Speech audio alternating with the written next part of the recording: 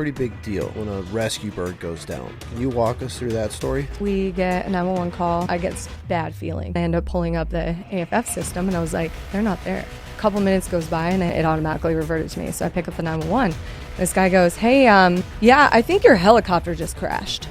And my world froze. There was no wreckage. There was no sign. There was no broken trees. There was nothing. You're off the grid right now. Gone. Just gone.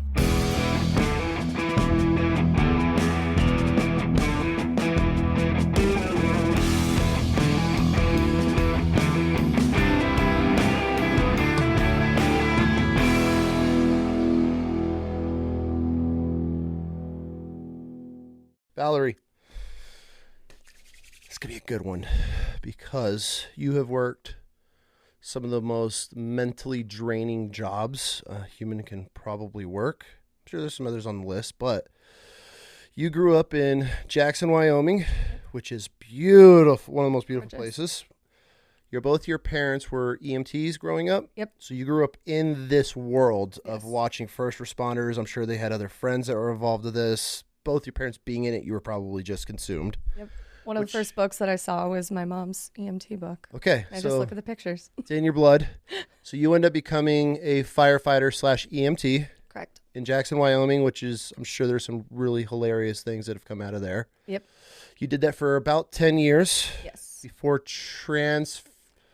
Nope, they're at the same time. Ooh, okay. Then you ended up, at the same time, taking on, going and working dispatch. Yes. For 911 calls, which to me,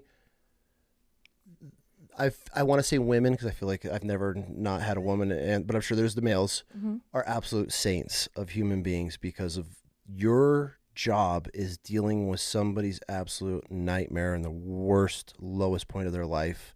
That's what you're dealing with almost every single day, your whole entire shift. Yeah. And nobody talks about this. I don't feel this category I don't think enough. Work is even brought to light. So that's the whole point of this podcast and this conversation is because I've always wanted to talk to a dispatch operator because God bless y'all. So we're going to get there. Before we get started, we got a fresh loaf of bread downstairs waiting for you from the Sour Bee. Awesome. Try to send all of our guests home. The girls, we do it as a homeschool project. They started their own business and it's been a lot of fun and they've learned incredible skills doing it. I hope every homeschool parent helps their kids start something. Probably won't make it home. A lot of them don't. A lot of them don't, especially I guess that are traveling. They're like, dude, kids didn't get a bite.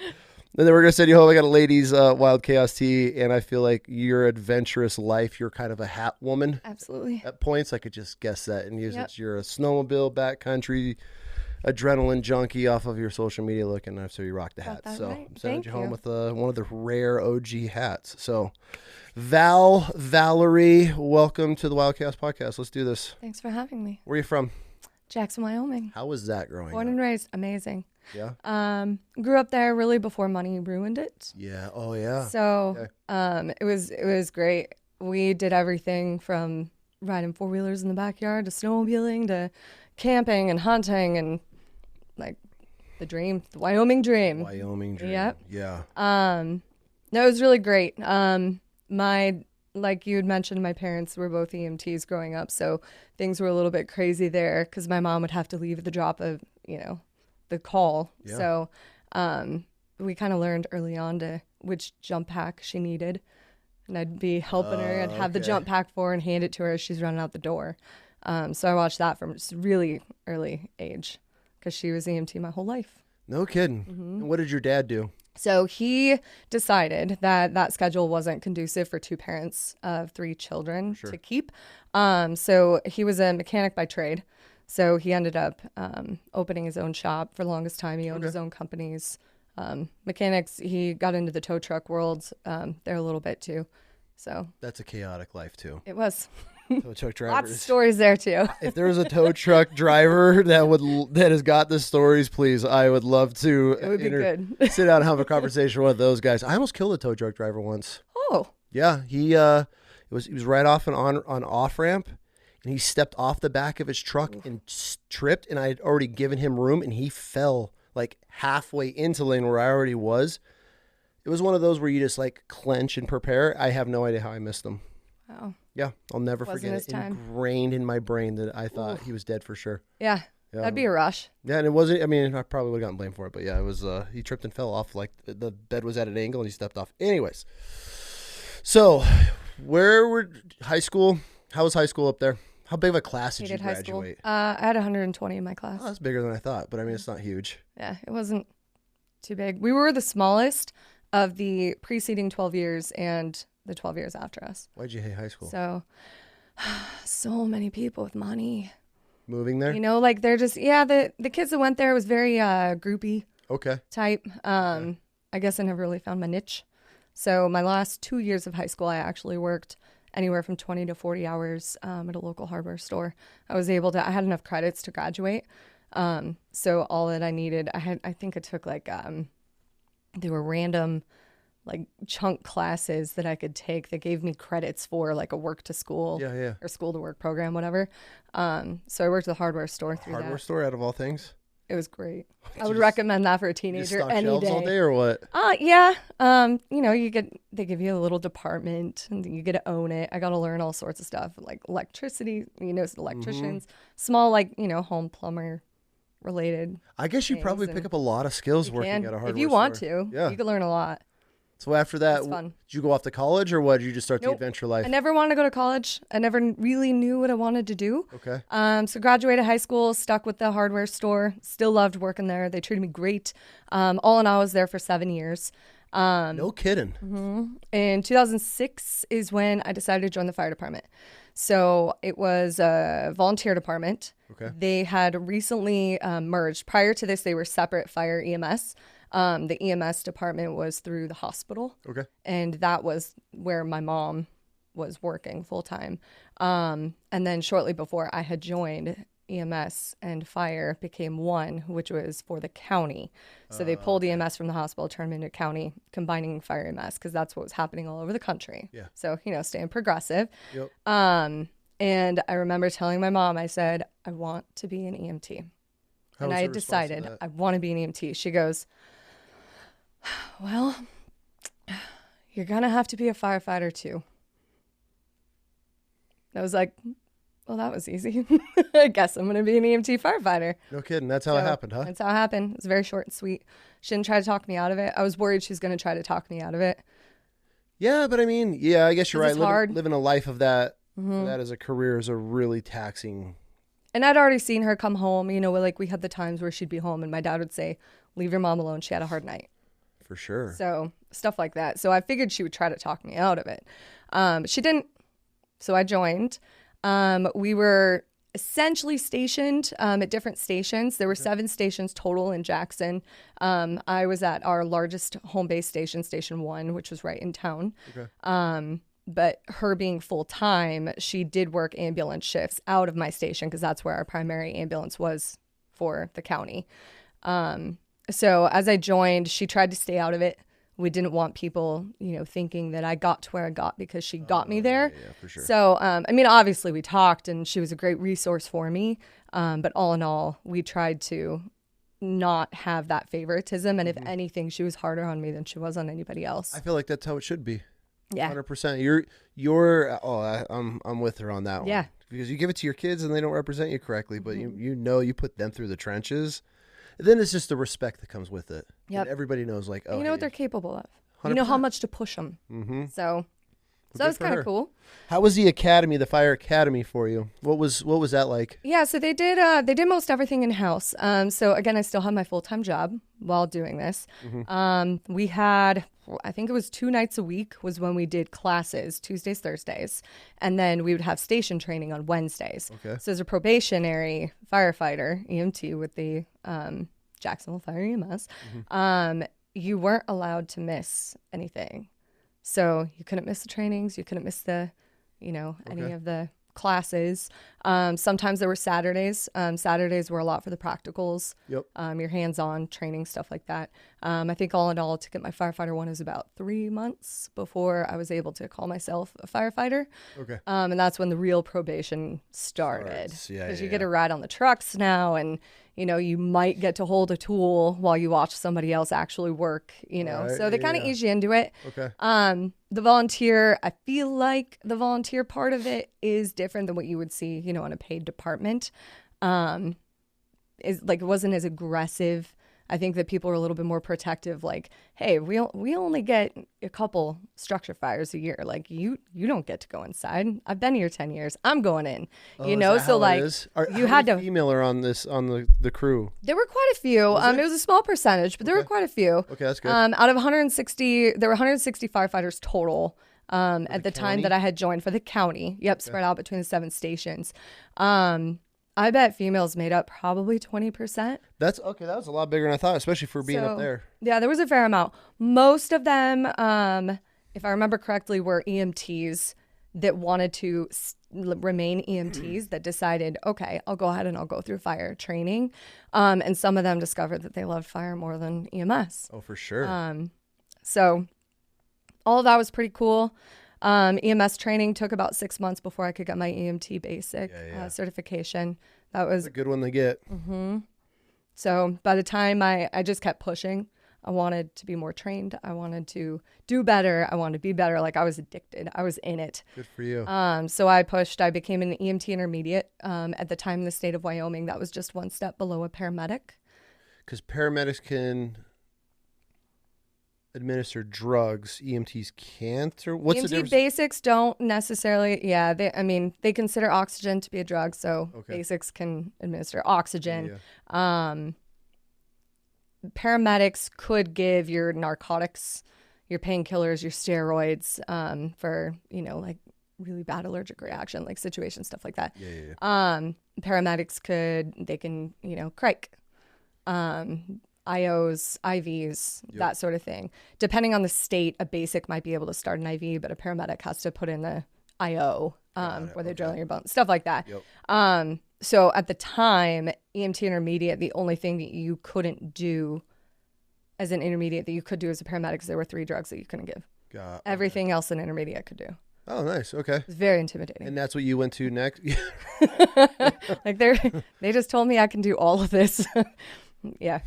I don't know if I'm capable of doing all of this, but I'm able to do it. I'm volunteering my time. I hope I do this right, Oh, on top Still wasn't paid. And all this is volunteer? All this is volunteer.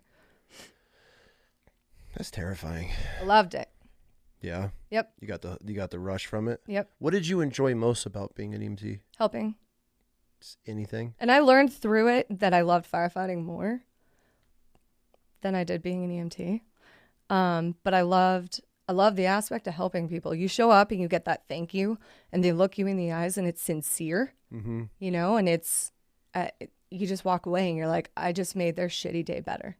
Like they might remember this for the rest of their life and be like, there was one person, they were nice to me. They helped me, they got me through that. Yeah. So it's rewarding. I would 100%. Especially, I guess, if you have that mindset where it's, because I feel a lot of EMTs get the fatigue Absolutely. of caring. I don't know if there's a term for it, but you just become numb, and or you're just in that zone of doing your job, and you're not thinking about the family and the other things that are around, or the children and things like that. And so you just get in the mindset, or there's just guys that just go through the motions. It's easy to overlook the big picture. Oh, for sure. It's a big world, and just because you're upset because something happened at home doesn't mean you can bring that onto that call, Absolutely. So, yeah. Interesting. Yeah. So you're in. Do you remember your very first call you got to go on? It was a fire alarm. Really? Super stoked. I got there and I was like, this is going to be something. And it wasn't. I'm going to change the world. That's how it is, huh? Showed up and we were like, well, we'll go back to the station. It was like, I just left dinner on the table and guess I'm going to go back and eat it cold. Okay, so as a volunteer, do they have like all pagers? Is there a big sign? Because where I grew up in upstate New York, it's a giant siren goes off, and then all the guys put the little blue Yeah. lights on and they go racing because they're all volunteers. Is that pretty much how it worked? For We you? had pagers. Okay. We had all pagers. They had a couple different settings on them, so you could put it to only your station, or if you were a nerd, you could put it so you could hear all stations. You put it on all stations. Absolutely. Yeah. Sometimes I slept like that. Like I was like, oh, Station 7 got a call. This turns into something. We're next. Because the goal was to get to the station first, so you're first truck out. That way you're on the engine. Oh, so because once you have enough people to fill that truck, it's gone. And it's first come, first serve. Mm-hmm. So that's as long as you have a driver and you've got somebody who can sit in the right seat and run the call, everybody get in. Like you can work, get in. Let's roll. And you're out. It doesn't matter who walks in after that. You're like, snooze, you lose. Is that the rush? It's part of it. It was fun. I like to win. For sure. I won a lot. You were ready, huh? You lived for that? I lived a couple blocks away from the firehouse. On purpose? So I had not. No, it just kind of worked out. Yeah. So I was like, oh, this is a good spot. Mine. Like, that's where I'm going to So you got on a lot of calls then? A lot. So you got a lot of experience really quick. Mm-hmm. And I pushed it, and I didn't have a family. I didn't have kids. I had a dog, but she was super easy to take care of. So I could go and I didn't have to worry about her. I had family that could check on her if it was a longer call where we were out on a structure fire for 12 or 14 hours. And, for sure. Mm-hmm. Because you never know when you're going to be home. And in some cases, you don't know if you're going to make it home, depending on what happens. That's a valid way to put it, huh? Yeah. So it was, I always kept shoes by the door or boots that I could slip on, depending on the season. Mm-hmm. I always had an outfit that was easy to assemble to run out the door if it was the middle of the night when the tones dropped. Like, I did not drink very much in my early 20s because I wanted to be able to respond. Good for you. That's incredible. It paid off. You probably got years of experience within the first year. I mean, alone, if you're hitting, how many calls would you say you were hitting a week? Are you hitting every one of them? Like, what was your hit or miss? Oh, my percentage is very high. So you're going out on almost every call from that station? If I could. Yep. If I was at work and I couldn't get out of work for some reason and I missed a call, other than that, maybe if I went to maybe a friend's house and it was, over the hill in like Victor, Idaho, which is going to be 45 minutes to an hour to get over to the station, that sort of thing. I wouldn't bring my pager for stuff like that. I tried to find that balance a little bit. Okay. I tried. It doesn't sound like it, but I tried. Yeah. No kidding. Good for you. Well, how was your crew? What was the life like the atmosphere with the guys that you're working with at the time? Station was great. Yeah? Yeah. I hear it could go either way. Yep. I was really worried. Prior to the merger, it was a good old boys club. It was an old school. Had to know somebody to know somebody. Come on in, guy. They did not have women or welcome women to be firefighters, which I get. So when I went in, I was like, I kind of head down. I was like, I'm going to prove to them I belong here. Yeah. I didn't go in there going, but I'm female. You have to let me in. Like, we can do the same job. I was respectful. And I think with that, I ended up earning a lot of respect from all of them. I worked very well with just about everybody there. I can't think of one person that I showed up and we were like, oh, we can't sit on the same truck, Yeah. So it was great. Our station was awesome. I think we had about 30 people there. Men, women. I had a couple of friends that I had met just going through the fire academy. We all became pretty close. Yeah. So when we responded together, that was always a great time. Just being able to learn together and be, feed off of each other on different ideas of how we were going to approach things or handle a call or who was going to do what. Damn, dude, that's a pretty good setup. Especially if you live right down the street from that environment. Great. Yeah. So how many years did you go on as a volunteer? The whole time. 10 years as a volunteer? Yep. There was one point where I did a short stint where I was partially paid. Okay. So I could only pull so many shifts as an EMT. And then I didn't like that because it limited me on what I could respond on. Because I was a partial employee, I wasn't allowed to make, I was limited on hours. So I'd be like, well, I can't go on this call. I'm out of hours. Oh, you're losing your mind doing that. So I went back to volunteer. It was better for me that way. I did pursue trying to go full time, but Teton County had a nepotism law. And because my mom was a captain on the department, I was not allowed to be a full-time paid employee there. Interesting. Mm-hmm. So because of that, I pursued 911 dispatch. Now that makes sense. Mm-hmm. I don't want to jump into dispatch yet. What is some of the crazy stuff that goes on in Jackson, Wyoming that you got called out on? Oh, man. Who's your favorite frequent flyer?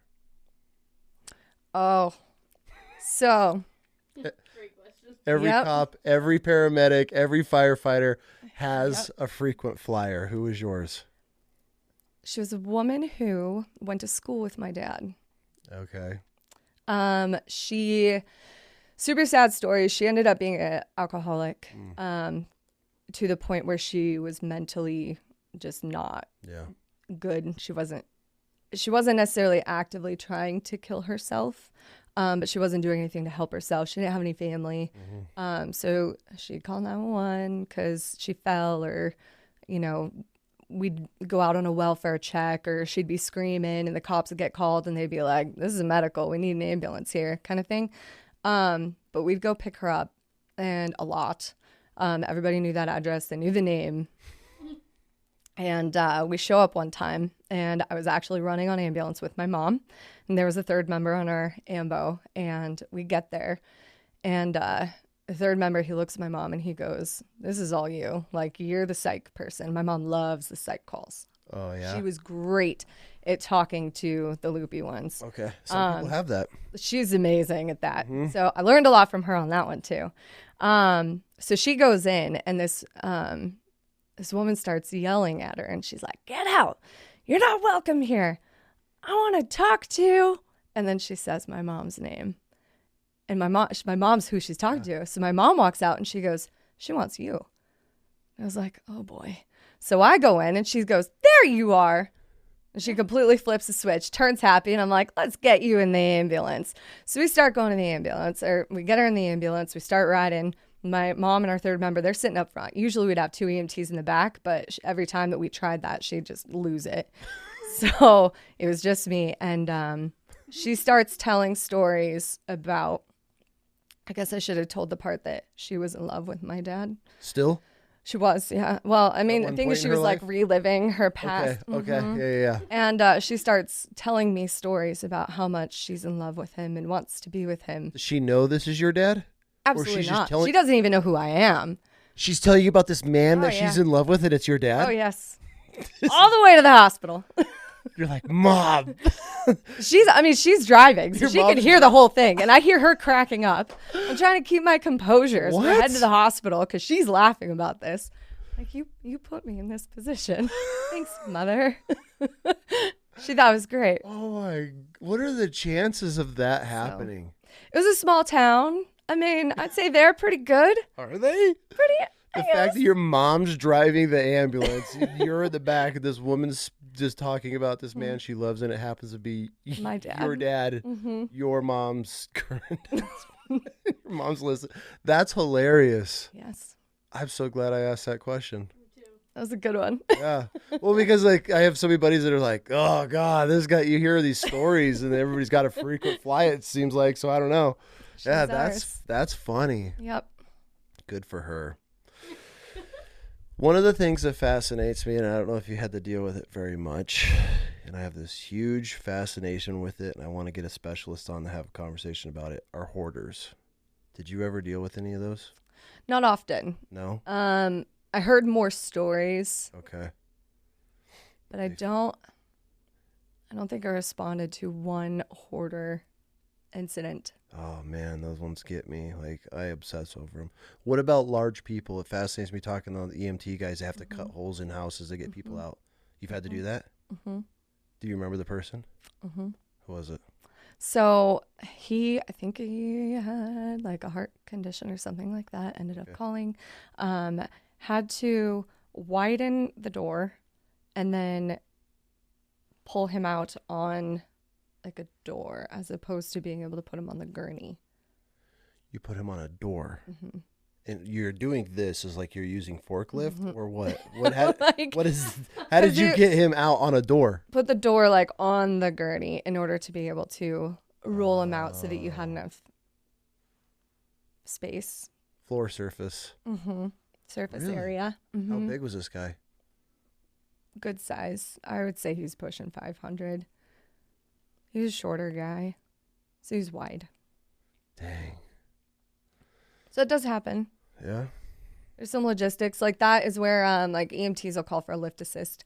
And a lot of times they'll call the fire department and have an engine respond instead of using, 4 or 5 cops. Because the cops are obviously doing other things. So it was just logistically better to call a fire department to help. What was one of the weirdest calls that you guys responded to? On the fire truck. I would say my weirdest would probably be a structure fire. We heard somebody was inside. I was at work, and that was kind of stipulation. If it's important, you can go. So I ran to my boss, and I said, we got a structure fire. Somebody's inside. And he goes, get out of here. So get to the station, get on scene. They had just pulled a body out. He was still breathing and then ended up dying shortly before I had gotten there. And everything went defensive on that fire. So nobody went back inside. We didn't have any reason to. Come to find out, what had happened was this man had killed his wife a couple weeks prior, put her body on ice in the bathtub and kept her there, and then decided to light his house on fire by putting a bunch of gas cans all over the house. And then he poured gasoline everywhere, lit his house on fire, shot himself, but did not kill himself. So he ultimately ended up dying from smoke inhalation, and he was the body that they had pulled out shortly before I got there. Damn. That was probably the weirdest one. And I say that was the weirdest one just because, the story surrounding everything. That was a lot to digest. Oh, for sure. And then when I had gotten there and we had gone defensive, I kept smelling something. And I was like, is this the house? Like, what is burning? And then I realized that I was sitting right next to the body that was charred. It had a tarp over it. And nobody told me. And you're just chilling. And I'm just chilling. Literally right next to me. And that's a very... I was like, well, that's the smell. That's a very... I haven't forgotten it. Yeah. Rest of your life. That was ever cross that path again, you know immediately what probably it is. 15 years ago now, and I can still smell it. Was that the only charred body that you ever really got to see or deal with? Yep. Because I feel like it's not very often where you're dealing with, like, you see in the movies, like the crispy critter kind of deal. Like, you did it for 10 years. How many did you see? No, not many. And Jackson, we were lucky that we didn't have a lot of those really bad calls. Maybe a couple structure fires a year. Most of the time people weren't home, it was caused by electrical issue or construction or something like that. You guys deal with a lot of car flips. I feel like a lot of car end accidents. up in the rivers in wintertime. What's that? I've never talked to anybody. I guess that's never really been brought up, or the winter accidents and dealing with that as an EMT firefighter. Yeah, car accidents are gnarly. So we covered... Teton County is about 4,000 square miles. Where did you say? Of coverage area. Teton County. So that's the county that Jackson sits in, right? Yeah. It's about 4,000 square miles. There are 3 highways. You got South Highway 89, you got North Highway 89, you have Highway 22. Those are your only ways in and out. You have tourists up in North 89. They're staring at the Tetons, not paying attention. Nope. Doesn't take much to overcorrect, flip your car, go into the other lane. So there were a lot of car accidents, more so in the summer because the tourist population would roll in. Oh yeah, with trailers, not knowing how to tow trailers, the weight I guess that's probably a nightmare. Or just not paying attention, or you've got motorcycles who maybe they rented a bike and they don't know how to drive through a canyon, and they get scared and hit the wrong brake, or or you just have negligent drive with people on their cell phones. It's wildlife that have never been around wildlife. Correct. Before. Yep. So a lot of car accidents. I would say probably one of the biggest ones that sticks with me is we had a car that flipped off the road. It was middle of the night in the winter. It was an icy corner, and he went in too fast and ended up going off the road and rolling. They were probably 40 feet off the road down a super steep embankment, and the only reason why they stopped where they did was because of trees. Held them back. Okay. So there were 2 occupants and a dog in the car. By the time we got there, it was probably a good 45 minutes after they had crashed because they were so far outside of town. Okay. So we get there. Of course, they're freezing. We've got one patient who had a significant head injury, and we weren't sure if he was going to survive. And then the other patient, all she had was a broken leg. She the driver? Nope. She was a passenger, and she actually got tossed into the back. It was a small SUV. And she got tossed in the back, and she was fine. Obviously that was a bad day for her, but physically, yeah, she had a broken leg. The other patient, he ended up dying. Really? And that was one, I specifically remember I talked to him. I was trying to bring him back or something. I don't know. Yep. But I just kept talking to him. I was like, you got to pull through. You need to pull through this. People love you. And the entire time we had a whole, rope system set up, so we threw him on a gurney so we could bring him back up to the road. That takes time to set that up. I was at the head calling the shots on this one, and that was the first time I had been involved in that type of a situation. Okay. So I just kept talking to him, and I'd hoped that it would help, but ultimately he ended up being called brain dead and died. Oh, no shit. You guys people don't realize you probably have to train for water rescues, cliff, ravine recoveries, on top of the fire, on top of everything like that a normal, I guess, fire department helicopter operations. Are you doing did you guys deal with a lot of smoke jumpers and stuff in the summertime? Or are you guys coordinating with those and helping them out? Mm-hmm. But you also never know when you need to land a helo for a car crash victim. How often? Oh yeah, huh? That happens quite a bit because Jackson does not have a trauma center. So where are they flying everybody to? Either Airmac in Idaho Falls, or they'd bring in a fixed wing and get a helicopter, meet with a fixed wing, and fly them down to Salt Lake. Damn, you're screwed out there. So it's a big operation. If you're having a big day or a really bad day, there's a lot of people involved that are helping. What was your favorite part about being a firefighter EMT? Oh, selfishly, the rush. When the tones drop. There's nothing like it. I respect that for sure. You're like, I'm on my way. I got you, boo. I'm heading in. I'll be there in a minute, you know? Yeah. What is one of your most memorable stories, like fun ones from being an EMT? Oh, EMT days. I think it's just the people I worked with. Yeah. Like, one of the first stories that comes to mind is the time we ran an ambulance through the garage door. You ran an ambulance through a garage door? How'd that happen? So, good friend of mine that I was working with, we decided to pull a extra shift. We always staffed like high school football games. Okay. So we decided to do that together. So we go to grab the spare ambulance, and we hit the garage door button. I was driving, and I hear it stop. I didn't think to look.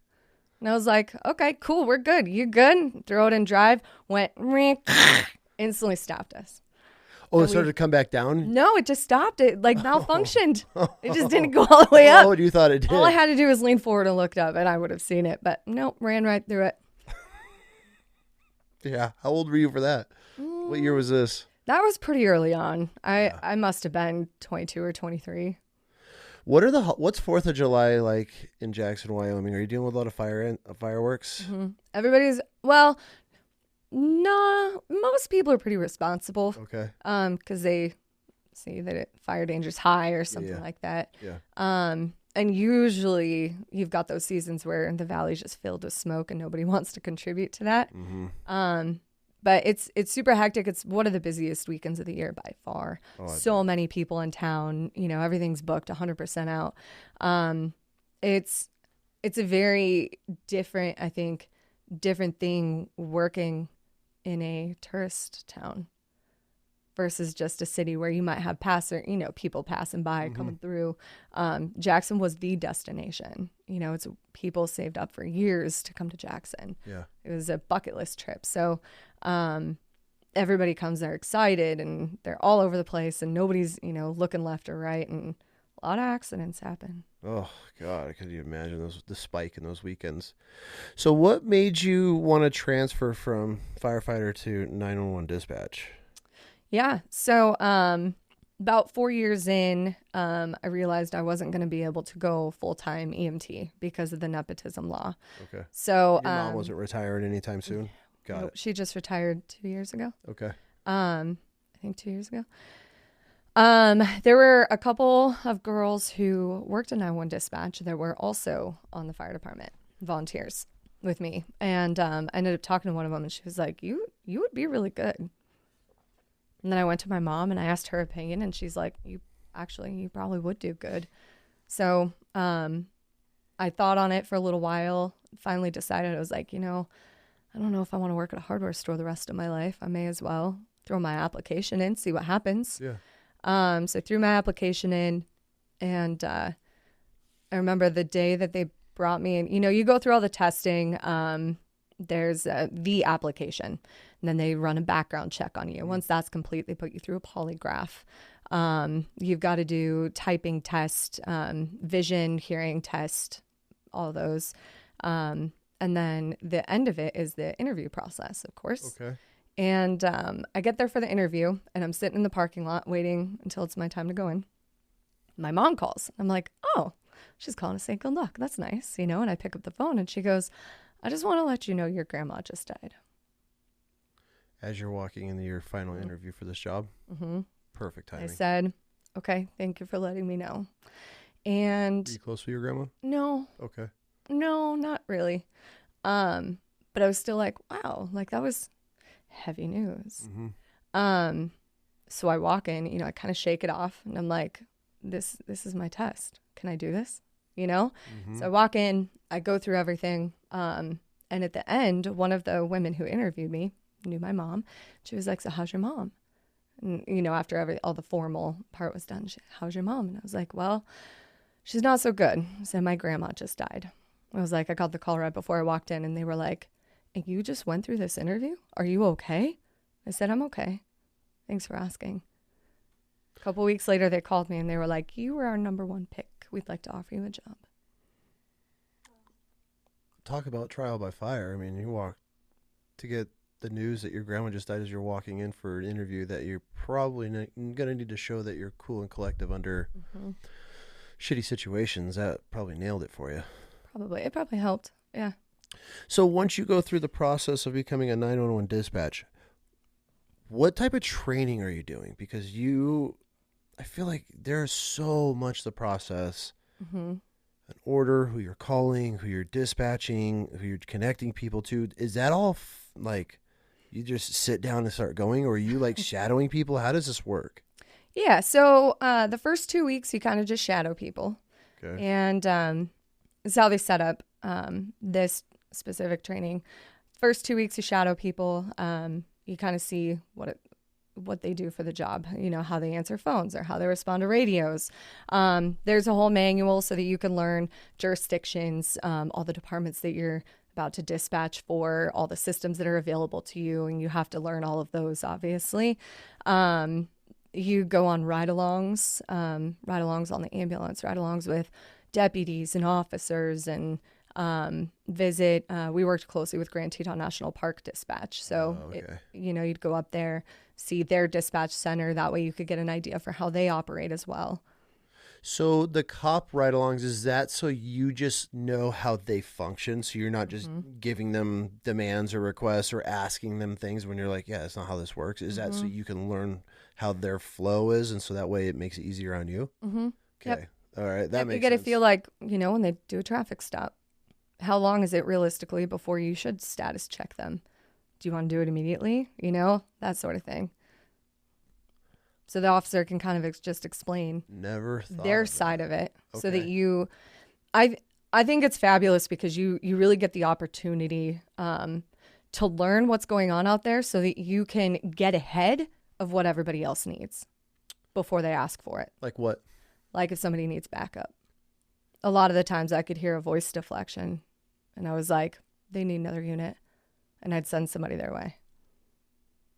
Or is that normal for dispatchers? I mean, so these cops, okay, I guess this is a question. Who are you dispatching to? Is it just one department, or are you connected across a huge region and you're piecing and matching as things unfold? How does it work for you? So our dispatch center, we were the only dispatch center in the county, employed by Teton County Sheriff's Department. Okay. So obviously we dispatch Sheriff's Department, but then we would also dispatch for the police department. Okay.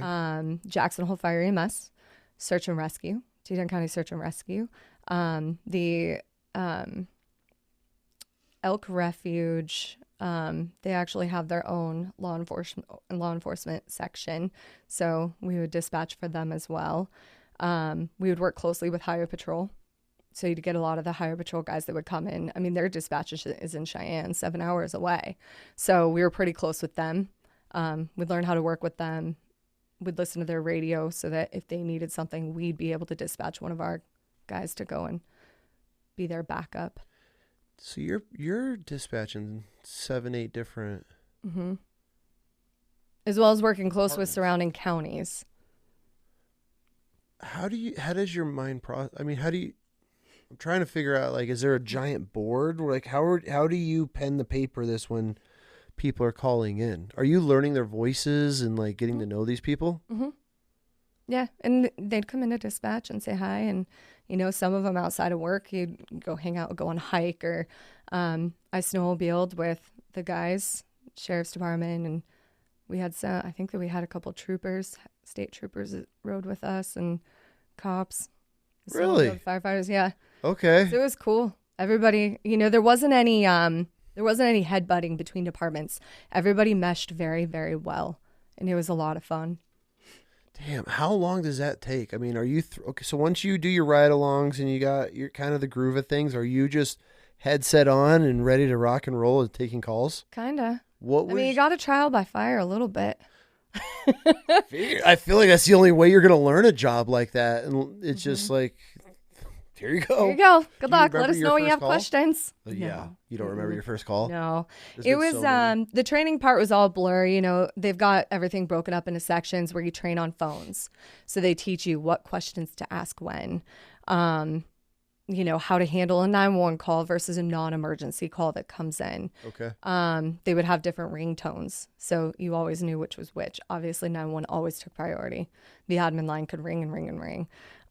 If you had an emergency going on, 911's first, You'd have a section where you trained on radios. And at that point, I mean, we had something insane, like 128 different radio channels that we could use if we needed. It's just wild. And it's books for this stuff to be able to look through. Mm-hmm. And so you, like, say if you're talking to fire rescue out of the Forest Service, but they need the fire department in the valley, like could be on the radio and know you have like all their frequencies and everything. Mm-hmm. With the click of a button, you would switch. So like you get a fire call that comes in, you'd be able to open mic on the fire channel, say what you need to say. And then at the same time, you might be hearing an officer run a traffic stop. So you'd switch over and say, go ahead with your location. You go ahead and throw their location in while you're managing whatever's going on in the fire channel. It's all happening at the same time. I'm trying to process this, like how that is. When you switch a screen, does it show you a completely different look, or is it just names? Like I guess I have to see this because. Yeah, so the radio itself it has like a bunch of buttons, and it's all on a computer screen. So it would be set up, everybody's were set up the same. You would have, your main channel that law enforcement would all use. The police department, the sheriff's department both operated on the same main channel. We had a couple backups that we could kick people to if we had like an emergent call and they needed that channel for safety reasons or something.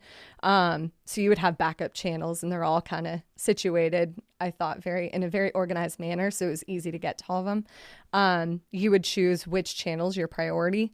So if you had something crazy happening with the fire service and you needed that channel only in your ear, and you could cut like law enforcement radios over to a different dispatcher, they would have that law enforcement channel in their ear, and that would be their priority. But then at the same time, you've also got a speaker in front of you where you're hearing all of the radio traffic from every other channel. And I'm talking search and rescue. I'm talking highway patrol channels. I'm talking. How do you process this? This might sound pretty cold, but you're either made for it or you're not. 100%. Doing that isn't something that you can learn. It's a skill set you have. That's why I'm sitting here and you're telling me I'm trying to because I love figuring out processes and like how to streamline things. And that's, I think a lot of this comes down to like wanting to have this conversation is because that's one thing I cannot, like, I couldn't sit there and figure out, be like, okay, how do we streamline that? There's so much chaos because you're talking to so many different people. You could have a cop chasing a dude. You could have a fire rescue lifting a body out of a canyon. You could have a flipped car in a field at the firefighter. And you're talking to all these people at once. All while 911 calls are ringing. And on top of the old lady that slipped and fell and the drunk dude in downtown and almost got hit by a car, and you're dispatching police to that. And the woman who's calling because her neighbor's dog barked, even though it's 8 p.m. and you can't do anything about it yet because it's not against ordinance. Okay, all of it, same time. Has anybody ever called in to 911 and you picked it up and you were just like, immediately no? They frowned on that. Like, yes, I did that.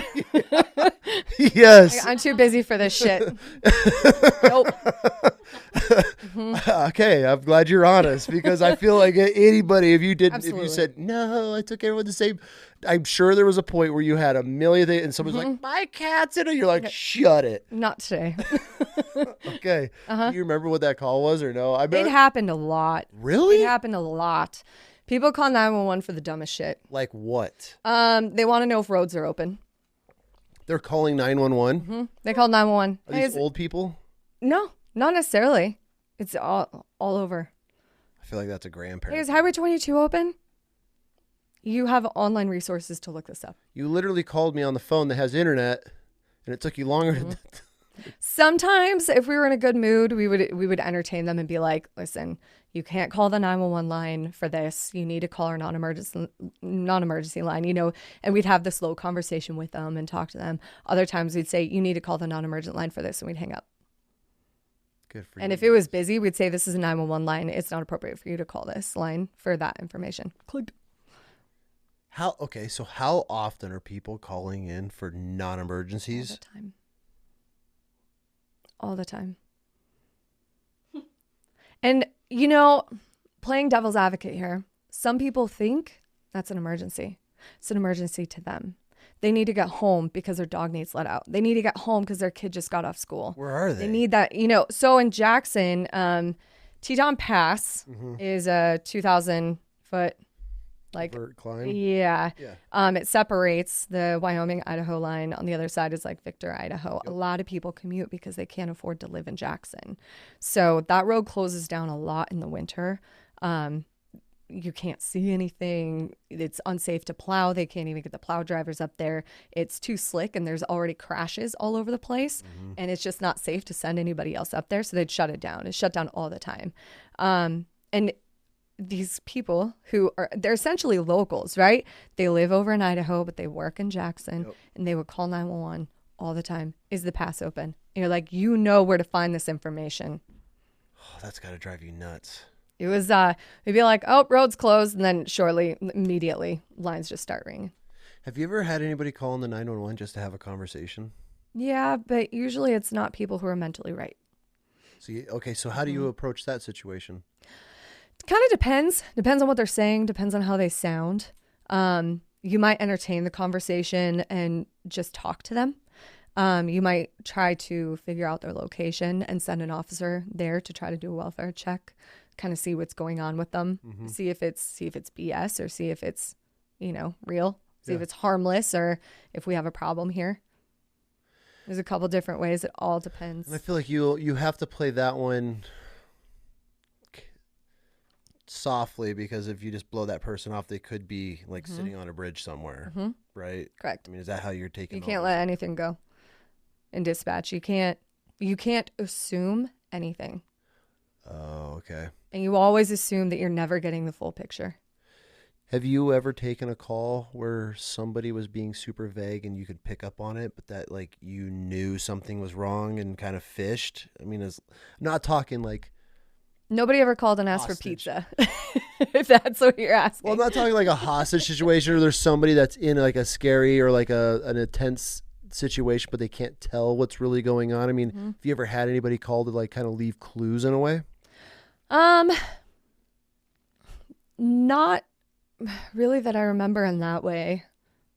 I mean, the story that really comes to mind is there was a young boy that called. Okay. He wasn't answering my questions, but I could hear screaming in the background. And I tried getting him to warm up to me. Like, you called me, my friend, like, let's have a conversation, you know? It took me a little while to work him to the point where he actually told me my dad is beating my mom up. So he had called 911 because his mom was getting the shit beat out of her. And that's what I was hearing in the background. Once I finally figured that out, I tried asking him, what's your address? Where are you at? And he couldn't tell me. It was dark. I mean, you've got systems where you can kind of triangulate where they are. Okay. He wasn't calling from a house phone. He was calling from a cell phone. So he didn't have an address tied to that. So I was able to pin it down to a neighborhood. And then I got officers in the area and I asked him, I said, do you have any way to turn your light on and off? And he was like, yeah. And I had him do that. And they were like, got him. Cops went to the door immediately. They were sitting right outside of the house and they saw the light. We were able to, get confirmation. They went up to the door. They heard the woman screaming. They broke in and they arrested the guy. What does that feel like? Great. I cried. Damn, good for you. Yep.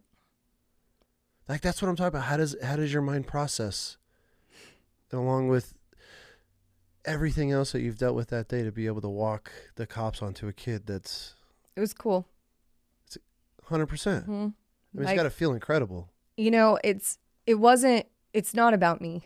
For sure. It's not my story. For sure. It's their story and I helped. They called for help and I helped. But it's a huge... That kid will probably it'd be cool if you ever got to meet the kid. I know. But that's something he'll remember his whole entire life. Mm-hmm. That horrible moment, but you were able to walk that on. Yep. Damn. Has there ever been a point where you had to triangulate like somebody that was on the phone and you could hear other things going on in the background? I mean, how often does that happen that people call and you're more listening than asking? A fair amount. Jackson has a lot of the outdoors stuff happen. Okay. Like you've got your hikers with the broken legs. They don't know what trail they're on or exactly where they are. And, okay. How do you send people in the backcountry if you don't know where they're going? For sure. As far as being able to hear in the background, I mean, every 911 hang-up call is what we call them. You'd always listen and see if it was a real call. Somebody dialed 911 because they're in danger, or if it's legit somebody's phone in the back of their pocket and it accidentally dialed 911. How often does that happen? All the time. You just listen to the conversations? Yep. So sometimes they're funny. So how long do you listen to a conversation before just knowing that it is a butt dial? Is there a certain set protocol for that, or is that your judgment? It's a judgment call. You just got to listen, see if you hear anything. If you don't, you hang up and you call that number back and hope that they answer. That way you can verify they're okay. Okay. And inactive phones, phones that don't necessarily have service to them, even if they have a battery in them and they have battery life, they can still call 911. And a lot of people don't know that. So they give their phones to their kid because they're like, oh, well, I don't have that hooked up to a service. They can't call anybody. They can still call 911. So you'll hear kids on the other line laughing and partying and just being kids, and you're sitting there like, oh, you're like, okay. So, it's fine as long as nothing else is going on. But how often is that? Okay, on a day shift, not a day shift, on just a shift as a 911 operator, what is your average calls like that you're receiving in?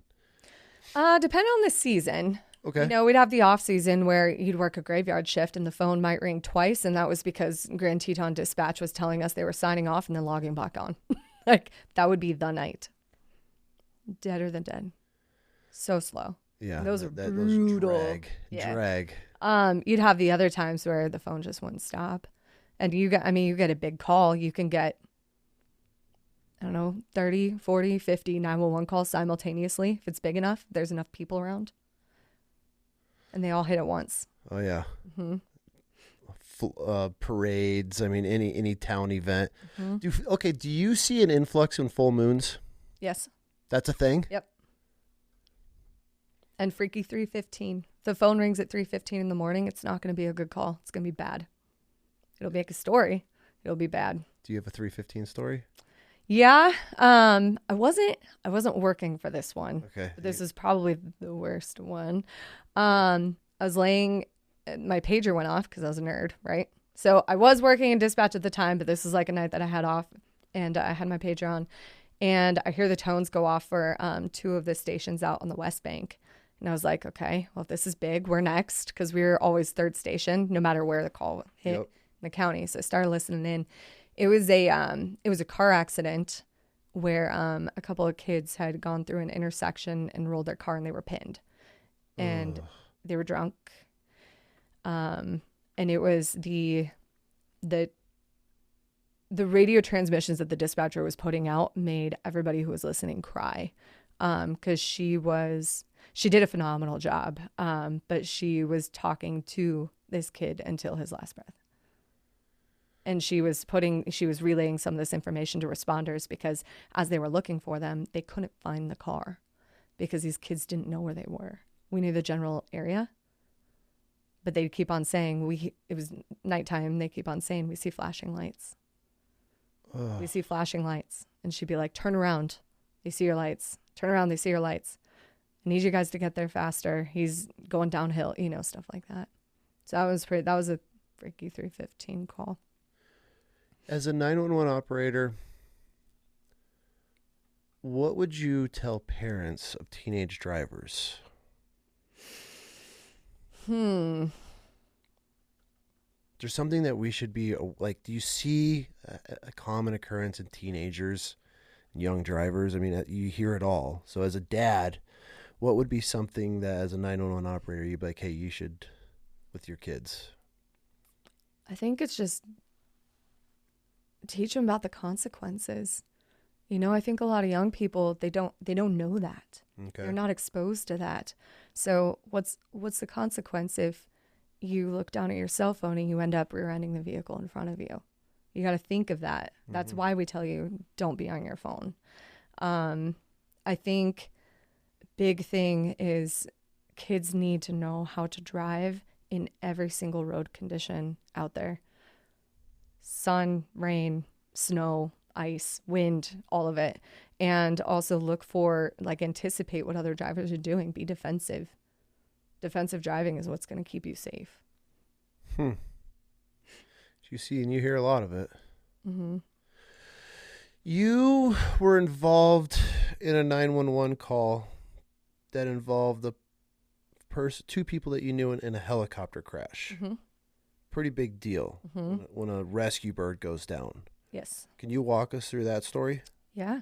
Okay, let's hear this. Yeah. So, Bluebird Day in February, we get a 911 call up on Togety for a snowmobiler who needed, I think it was a heart attack, was how the call initially had come in. He'd had a heart attack and hit a tree. So, based on the weather, it was far better to send a helicopter up there. Okay. As opposed to ground, because it was going to take well over an hour to get an ambulance up there. Whereas a helicopter, we could have them up there in 20 minutes or so. Mm-hmm. So helicopter, they organize, they tell us who's on board, and I know 2 of them. And then I know the pilot, and then I know the paramedic on board, and then they had also had a search and rescue member on board. So they head out, and we have a system called AFF, Air Flight Follower. Okay. Where you could follow them So you got their tail number in there. You can see where they are. You can track them. It'll update. It'll give you color codes for, good contact, bad contact, that sort of thing. So they're heading up there and we're just kind of doing our thing. And they say, hey, we think that we see the party. We're going to go ahead and touch down. And I was like, okay. So they touch down. And then the next thing I know, I get this bad feeling. And I'm like, this is weird. And I kind of push it aside. I'm like, everything's fine. This is weird. And is it just a weird gut feeling? It's just a weird gut feeling. Okay. And I end up, a couple minutes goes by and I end up pulling up the AFF system and I was like, they're not there. I was like, I don't like this. So I tell my coworker, I said, you need to call search and rescue. Tell them to get a ground crew moving. I was like, I don't know what's going on, but I don't like this. I don't see them. We need to get people headed up regardless. I was like, they're an hour and a half out. Get them on the road. She's like, based on what? I was like, I don't know, but you need to do this. So she calls in. As she is on the phone with them, 911 rings. And because she's on the phone, it automatically reverted to me. So I pick up the 911. This guy goes, hey, yeah, I think your helicopter just crashed. And my world froze. That's how this dude That's how it went. It's exactly what he said. And I got this feeling in my chest. I was like, okay, this is what I do. I got this, right? So I said, how do you know it crashed? Hoping he was wrong. And he was like, well, it disappeared behind the ridge. And I said, did it go into a tailspin? Did you hear the engine wind down? Did you hear it immediately stop? Like, give me more details. What are we up against here? And he was like, I don't know. I think he crashed. He kind of whipped to the side. I think he crashed. I said, got it. So immediately I sound the alarm. So our supervisor at the time, her previous experience, she was a air traffic controller at the airport. So I text her. She'd been in a meeting. I said, SAR heli just went down. And she said, be right there. So at this time, I'm trying to figure out, okay, how do I find them? Where did the helicopter crash? Who am I sending? How do I get them there? Obviously, I need search and rescue. I need those guys to go in on snowmobiles. Do I need ambulances right now? Did they survive? What am I going to do about the snowmobiler now? There's no Mayday call, anything? Nothing. All radio silence. And I don't have them on my system. Like, I don't have them in air flight. Just they're off the grid right now. Gone.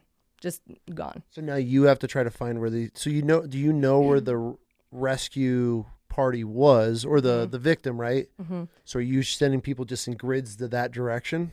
Well, we had a long time before we even got to that point. We needed people to head north, and then we could figure that out. Okay. The most important part was to get people going. Yeah. Details to come. Okay. That happen a lot out there?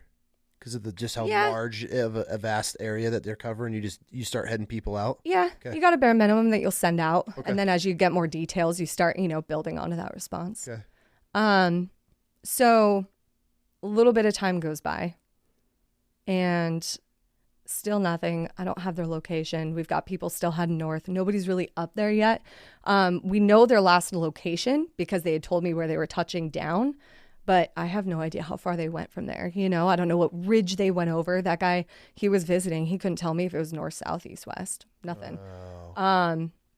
So we had basically a focal point, and from there it was anybody's guess. So we ended up getting, I think that we had 7 total fixed wings and other helicopters that ended up being in the area that could respond and help look. Nobody could see anything. There was no wreckage. There was no sign. Nobody could tell. There was no broken trees. There was nothing. This Nobody could see anything. Mm-hmm. Gone. So then I get a Mayday call over the radio. And I said, I copy your Mayday. What is your location? Most important thing, what is your location? And he came back and he said, I don't have my coordinates. And I said, we're looking for you. Do you see any planes or helicopters overhead? And I tried getting something. He was like, well, somebody just flew over. And this kind of goes back and forth for a very long time. So what's a very long time? It was hours. It was dark. It was just about dark before we had the first person over to our guys. And what time did this start? Oh, I want to say around 10 a.m. if memory serves me right. I mean, granted, it's wintertime, so the sun's setting a little earlier. So yeah, sunset's around 4 or so. That's a long day. It was a long day. And nobody's eyes on this crash bird yet? Nope. Really? So where they had crashed, it was in a group of trees, and the trees completely covered them. They had gone through the trees. The wreckage was right underneath the trees, and nobody from overhead could see them. No smoke, nothing. Nothing. There was nothing. Damn. I felt so helpless. And you're on for this whole entire shift. This is what you're dealing with. How many hours? I think I ended up working 14 that day. And then from there, I went straight to the firehouse because we had a briefing. One of the guys the paramedic that was on was obviously on the fire department. So everybody at the fire department came by for a briefing later that evening. But how did they end up finding them? Togety Mountain Lodge has some fantastic guides that help anytime it's asked. They knew the situation. They threw some guides out there, and then randomly, one of our firefighters, who was also a nerd, he carried a radio with him, and he started seeing the planes flying. He was out riding up there by himself, just on his own. He saw the planes, turned on his radio, and sat there for a while, and then heard the radio transmission and figured it out that we had a helicopter down. So he was like, I'm going to find him. And he did. What? It was in the dark. He rolls up. He started circling like kind of the area that they were in. He was able to like see where the planes are, listen to the radio traffic, ended up finding him. And as he rolled up, he looked at the paramedic that we had up there, and he was like, hey, what do you guys need? Like, and he was just this, he's the guy like you want on a bad day because he's smart. He always, he never loses his shit. He was resourceful. Like in the backcountry, he's probably the biggest blessing you could ever. Fuck, clearly. Yeah. So he found him. He rolled up and was like, what do you guys need? So after that, he got them set up with a fire, started getting them warmed up and everything like that. By this time, the search and rescue member had already died.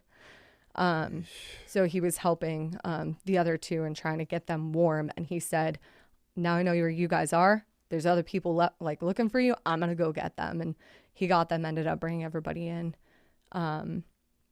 The pilot ended up flying to the hospital in another helicopter in true pilot form. Yeah. And the paramedic refused to get in another helicopter. And he rode back to the hospital in an ambulance that my mom was on. Interesting. Mm-hmm. What did the other guy end up passing from? What did he get crushed? Internal injuries. Yeah. Damn.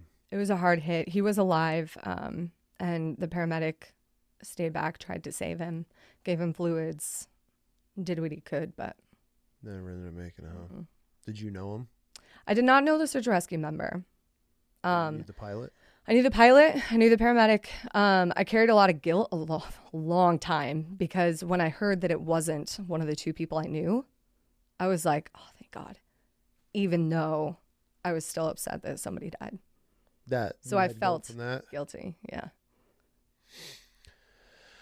At the same time, I feel it's human nature to be, you hear your buddy, oh, thank God, okay, like my buddy's good, because we don't have that personal connection to somebody. But I get what you're saying for sure. I mean, but at the same time, like you're connected with these two guys. I'm sure you've been on hours on the radio with them and can pick their voice out of 1,000 people type of deal. So I grew up flying in helicopters with that pilot. He'd go on test runs, and him and my mom were good friends, so we got to go with him. What ended up going wrong with the bird? I never really read the report. By the time it had come out and the investigation was over, I was like, I'm not there. And then I just haven't ever gone back to read it. But essentially it went into a violent tailspin. I think it was something to do with the rear rotor. Went into a violent tailspin, ended up going down into some trees. Ultimately, it's possible that going through the trees ended up saving. Oh, buffered some. The two. Mm-hmm. Some impact speed, I would imagine. Yep. I couldn't. You imagine crash? I lost a buddy in a helicopter crash. He was one of the most talented pilots I think I've ever experienced in my life. He got his pilot's license at like 16 or 17. Mm-hmm. He was flying birds. He used to do big ranches and everything out in Texas and push cattle. And man, like he ended up unfortunately losing his life in a helicopter. But I mean, the guy went out doing exactly what he loved. So, but the impact, people don't realize just that.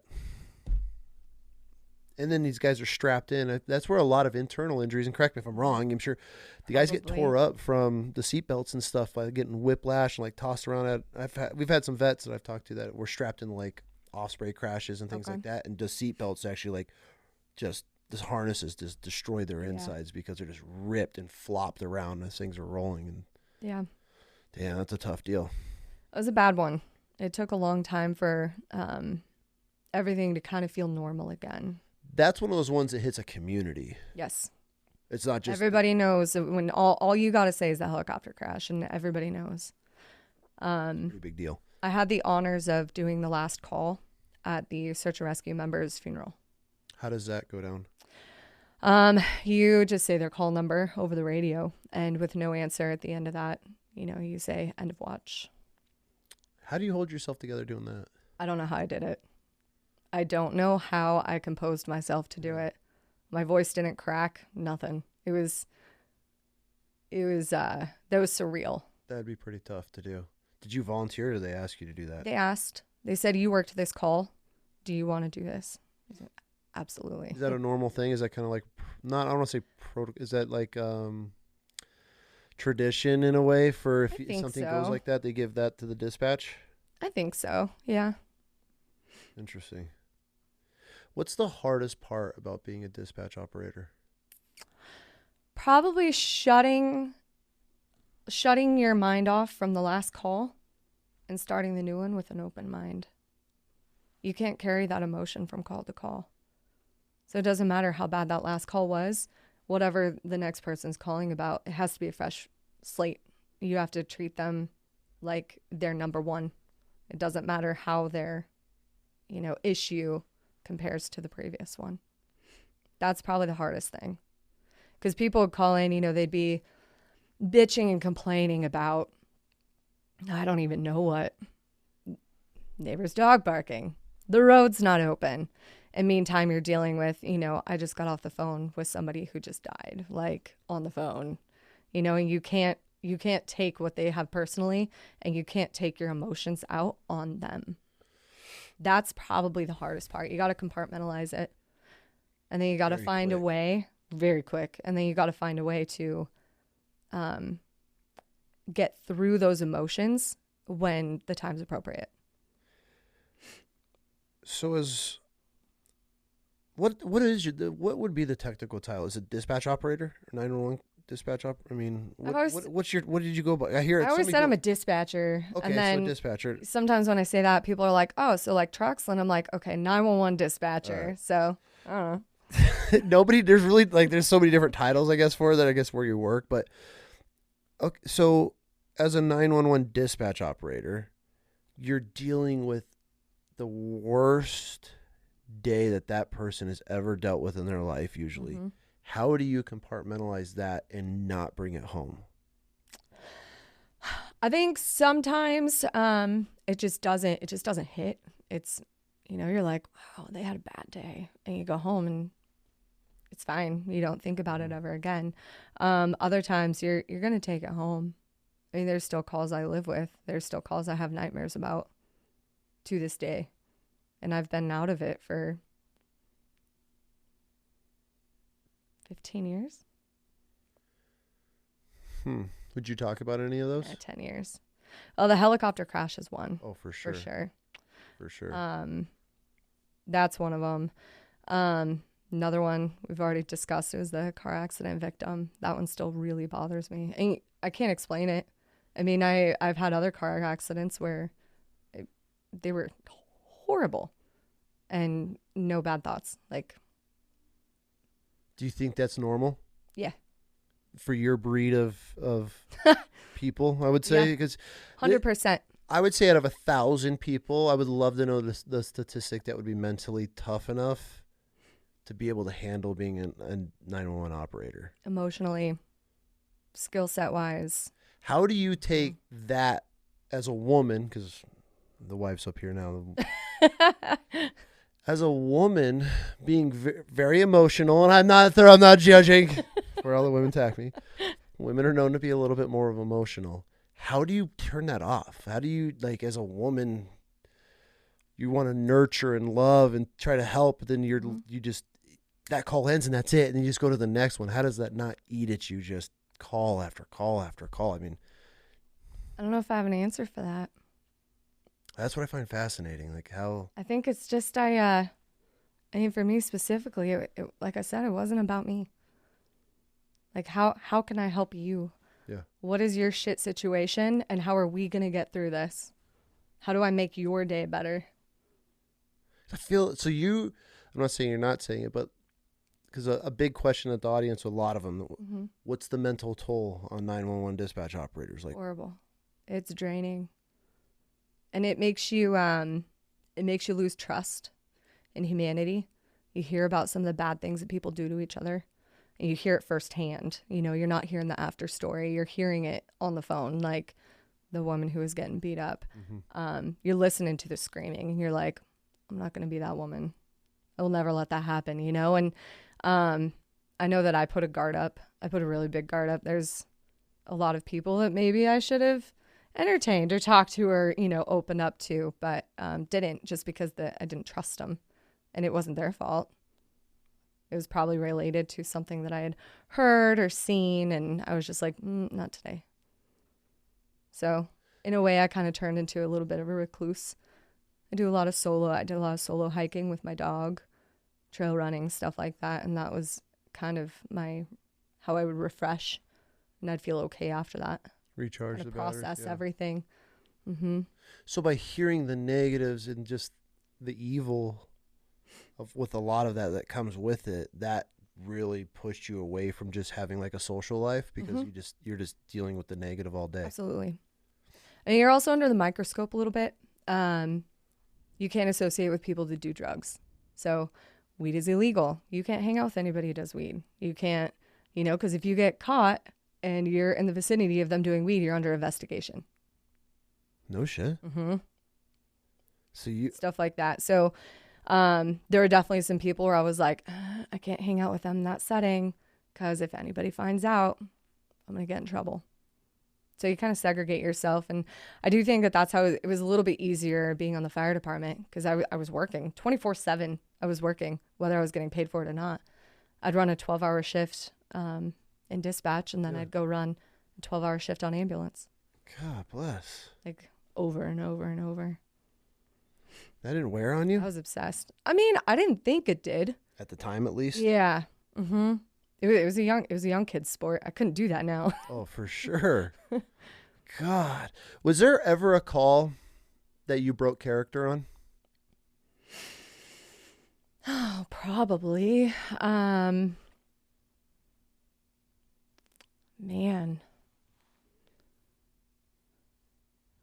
We'd try not to. I mean, I kind of go back to the helicopter crash. I was crying behind the scenes.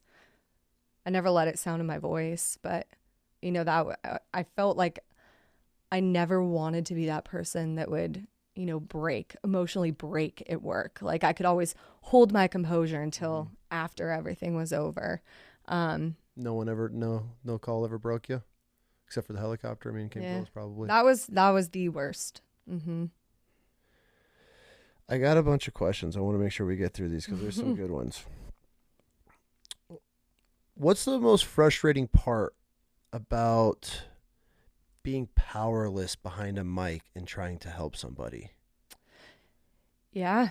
I think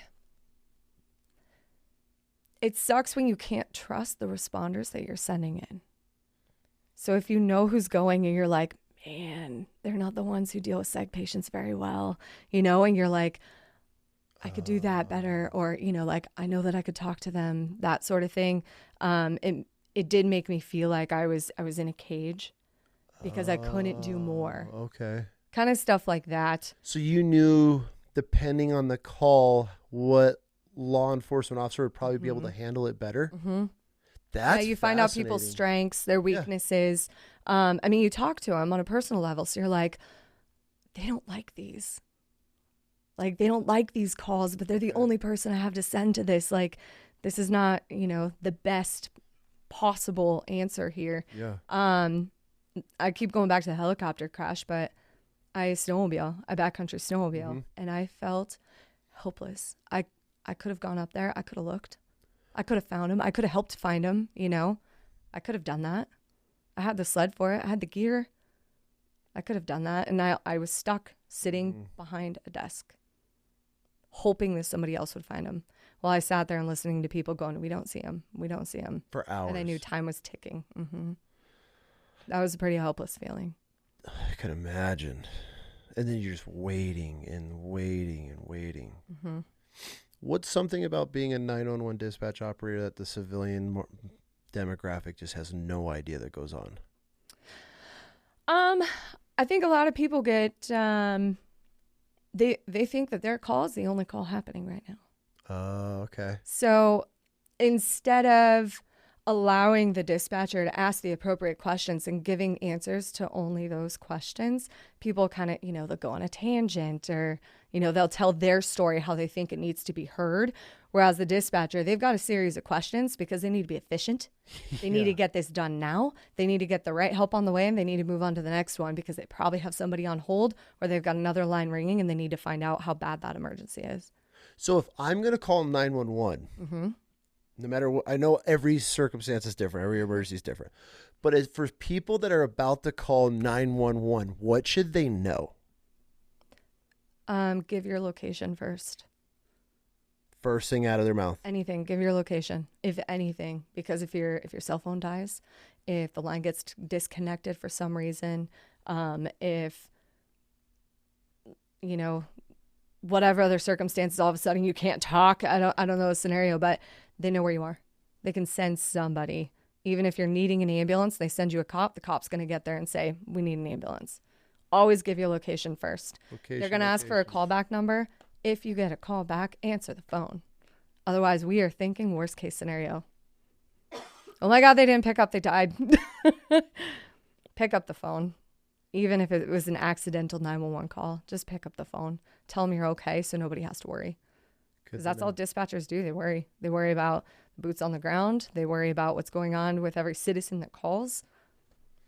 They're putting these situations above everything else in their life. Oh, for sure. Their families, they're in the background. You know, they're missing their kids' recitals and soccer games and practices and parent-teacher conferences so that they can sit in that seat and try to make that community better and safer. Yeah. Nobody thinks about it, but like the dispatch is the heart of law enforcement community. All of it. Fire, EMS, search and rescue. And nobody talks about you guys. Unsung heroes, right? To be honest, most of the people don't want the recognition anyway. For sure. That's why they choose that. Your breed of individuals that are plucked from the crowd to be able to do that, I would say they're probably the last person that ever want any recognition. You're just built mentally off just enough to be able to handle what you guys are processing on a day-to-day. Yeah. Have you ever taken a call when you hung up and you're like, there's no fucking way that just happened? Have you ever had any of those where you sat back and were like, what did I just listen to?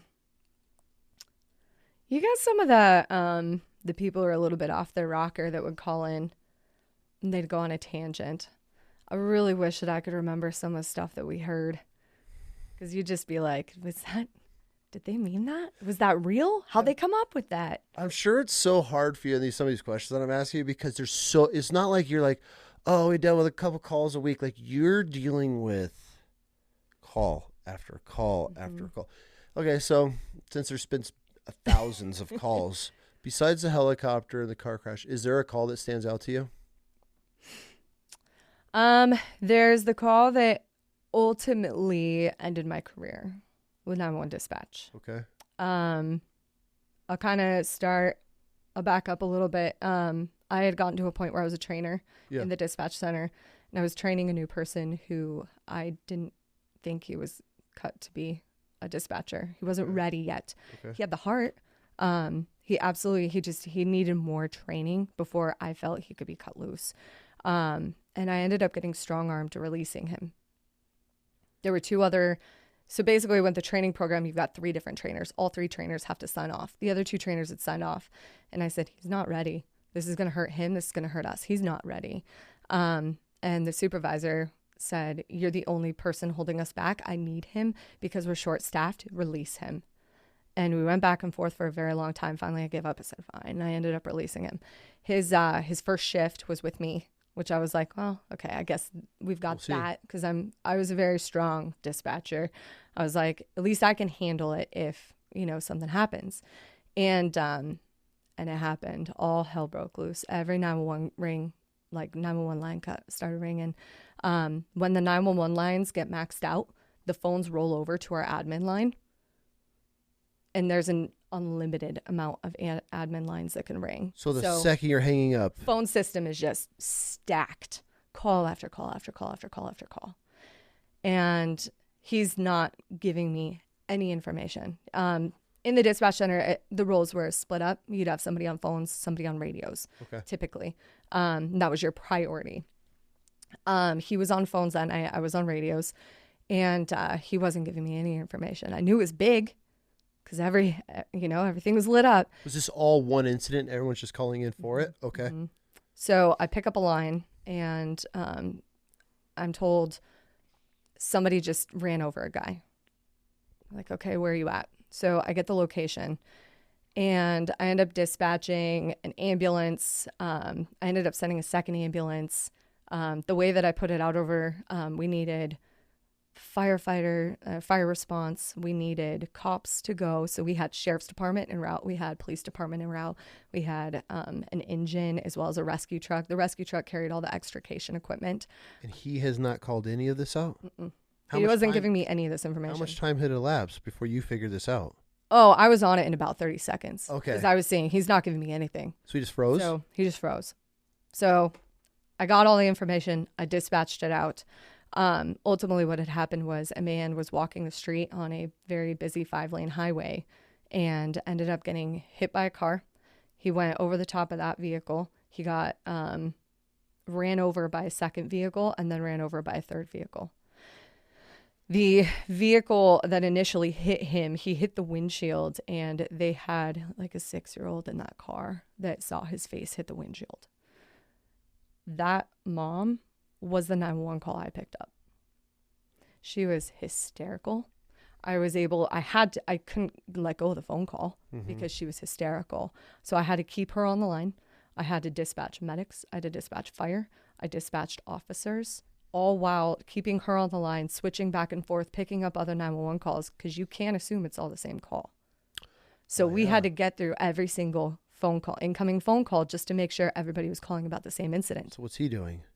He was frozen. He didn't do anything. So now you're running radios and phones. Correct. So everything kind of calms down, and law enforcement gives us the ID.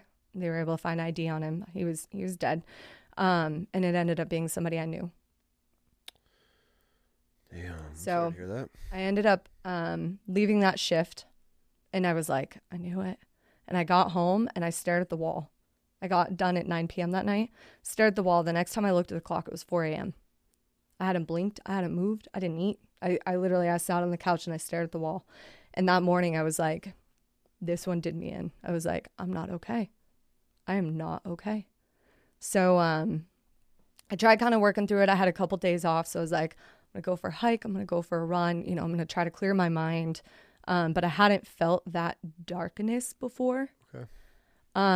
So I ended up, the next shift that I went on, we got a call for a fire alarm. And we had protocols for a fire alarm that you sent If it was like a commercial fire alarm, you sent a fire engine and a battalion chief, I think was what the protocol was. And I go to dispatch it out, and I didn't drop the correct tones. So I had only sent the fire truck. And I was like, man, I don't make those mistakes. I was like, I'm not okay. Mm-hmm. So I recognized it right then and there. It ended up not being a big deal in the call. And I was the one who caught my mistake. Nobody came to me and said, dude, you fucked up. Like, I caught my mistake. Yep. I went to my supervisor and I said, I'm not okay. I need help. And she was like, okay, we'll get you help. We'll get this figured out. And I was like, okay. So I'm starting to feel good about it. I'm like, I have a support system. We're okay. I did the right thing. I went to my supervisor. About a week later, she calls me in the office and she goes, okay, so we have a plan for you. We're going to put you on probation. For coming forward? And I said, for what? And she goes, well, you said you can't do the job. And I got so mad that I walked out. I slammed the door behind me and I called my mom and I said, I just quit my job. And she was like, why? And I was like, and I told her and she goes, you can't do that. She goes, it's a good job. You love that job. Like, don't let your emotions get the best of you. And I was like, fuck this. Mm-hmm. I was like, I asked for help. And she wants to, the terms were, she wanted to segregate me. I was not allowed to have my cell phone while I was on shift. I was not allowed to have a book to read while I was on shift. I was not allowed to search the internet for anything that was not work related. So you're being punished. Mm-hmm. I was not allowed to speak with any of the jailers. We worked in the building with, like, as the jail. So jailers would stop in, say hi. I wasn't allowed to talk to jailers. I wasn't allowed to talk to the deputies when they stopped by. Wasn't allowed to talk to cops if they stopped by. Why? What was the justification? I never asked. I was so mad. I just left. And I never looked back. The next day, I got a phone call from the interim chief, interim sheriff. The sheriff who was the sheriff at the time actually had pneumonia. He was in ICU. So it was an interim sheriff, and he called me and he said, I know that things didn't go well, but you're really good at what you do. We want you to stay here. Will you please reconsider? And I said, is she still the supervisor of that dispatch center? And he said, she is. And I said, then I will not be coming back. And that was the end of that chapter. Really? Mm-hmm. Damn, that sucks. It really sucks. I feel that happened. You're the prime example of why people don't reach out for help, why they bottle it all inside and end up killing themselves, or end up making a horrible mistake at work that costs somebody their life or anything along those lines. You are the example of that. I had all those thoughts. I thought I was going to be the 30-year dispatcher. I loved that job. Loved it. I lived that job. What kept you coming back? While I was there? While you were there. What was it? I mean, as a dispatch operator, you're literally dealing with everybody's worst day of their life. Yeah. What drove you back and what kept you coming back every single day to pick that phone up? I was very proud that I had the skill set to do what I could do. Okay. I was proud of that. Yeah. In addition to, I felt that I had enough strength emotionally to handle the weight, to bear it, to be able to, to just help. It sounds so cliche, but it was so great to help make somebody's shitty day a little bit better, get them what they needed. Yeah. Get them to the hospital, I know that I did a lot of good. I know that I helped a lot of people, and I'm okay with that.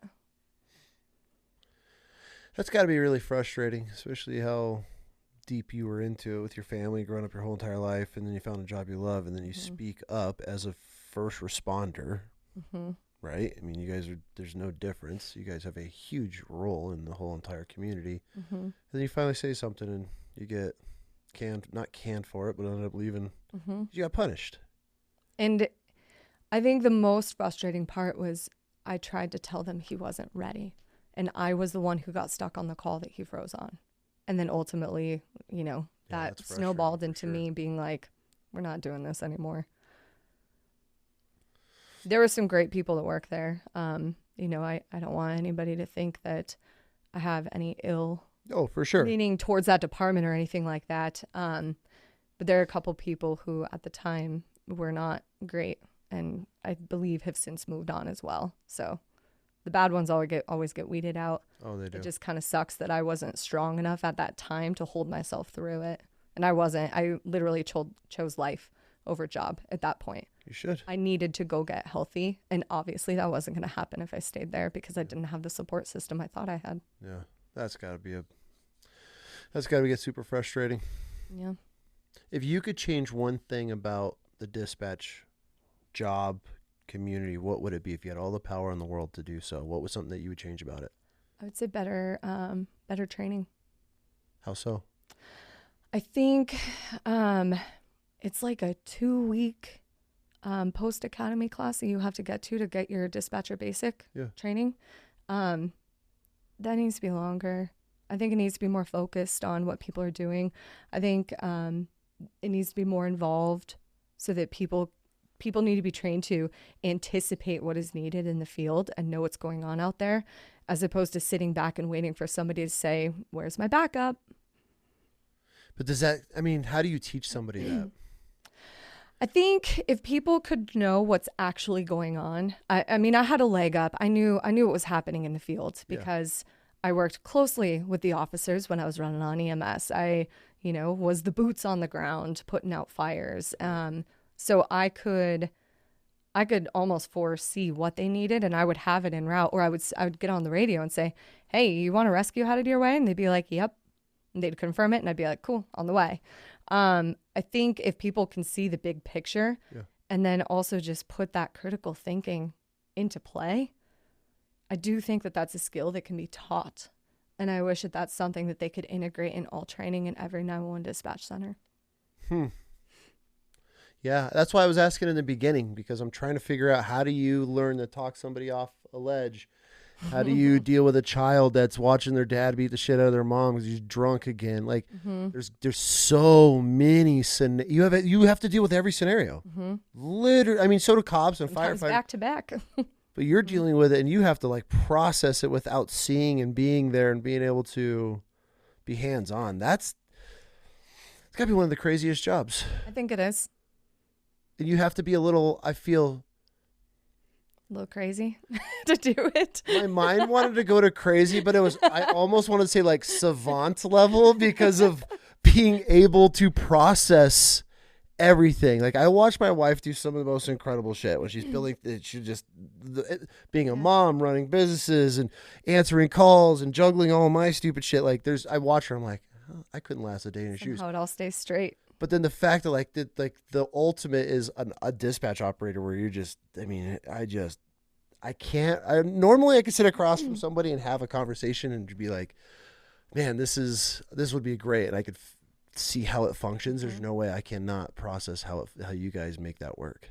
Yeah, it's cool. There's a lot of muscle memory with essentially we had 6 computers set up. We had 6 keyboards, or 3 keyboards, 3 mouse setups. So you'd know, okay, this is where my main station's at. Here's my radio stuff. This is what I need to do when I need to throw something into a map. Like, you would know which keyboard and which mouse relates to what, when to click it, where it goes. Like, you get the muscle memory for all of that, so it all just becomes second nature.